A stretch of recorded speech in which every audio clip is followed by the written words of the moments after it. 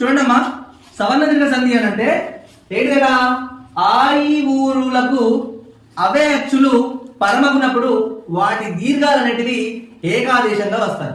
ఏమన్నాడు?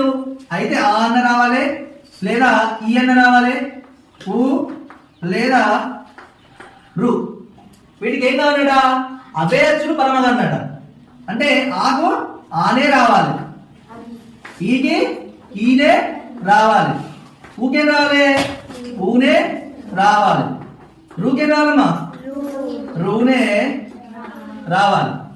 ఇలా వచ్చినప్పుడట ఈ ఆకు ఈకు ఈ, ఊకు రూకు రూ వచ్చినప్పుడట ఏమొస్తాయట?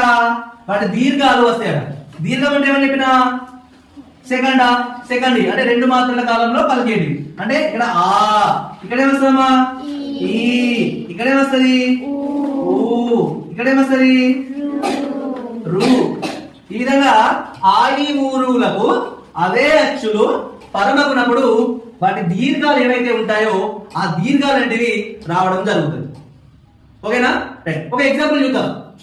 ఇక్కడ చూడండమ్మా, కవి ప్లస్ ఇంద్రుడు.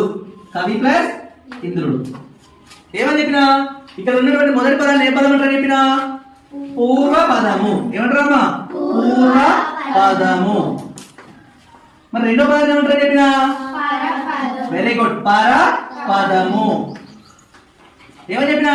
సంధి చేసినప్పుడు పూర్వ పదంలోని చివరి అక్షరాన్ని, అదేవిధంగా పరపదంలో ఉన్నటువంటి మొదటి అక్షరంతో సంధి చేయాల్సి ఉంటుంది. ఓకేనా? ఇక్కడ చూడండి, వి వి వేస్తుంది, ఏస్తుంది, ఈ అనేటటువంటి ఒక అచ్చు వస్తుంది, అంతే కదా? వి ఏ శబ్దం వస్తుందమ్మా? ఈ అనేటటువంటి శబ్దం వస్తుంది కదా. రైట్. ఇక్కడ ఏముంది? ఈ.